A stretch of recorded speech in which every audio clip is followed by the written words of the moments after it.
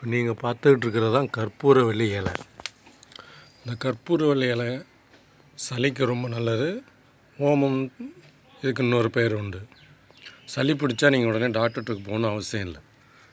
இந்த இருக்கிற 4 இலையை அழகாக பிச்சு ஒரு டம்ளர் சுடு தண்ணியில் 2 மிளகு கொஞ்சம் கல்லுப்பு போட்டு நல்லா கொதிக்க வச்சு அதை ட்ராப் பை ட்ராப்பாக குழந்தைங்க கொடுத்தாலே போதும்.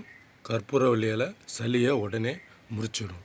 சளி கட்டி இல்லாமல் தண்ணி தெளிவாக கரைச்சி வந்துடும். சளிக்கு நல்ல மருந்து இந்த கற்பூரவள்ளி இலை. வீட்டில் அழகாக செடி சும்மா ஒரு இலை வச்சிங்கனாலும் அது பாட்டு அழகாக வந்துடும். நானும் மாடியில் தான் வச்சுருக்கிறேன். சிம்பிளாக வளரக்கூடிய ஒரு செடி. சளிக்காக டாக்டருக்கோ மருந்துக்கும் எந்த செலவும் பண்ணாதீங்க. சளிக்கு ஏற்ற ஒரு அருமையான மருந்து இந்த கற்பூரவள்ளி இலை. ஓமம்னு கூட சொல்லுவாங்க. நன்றி.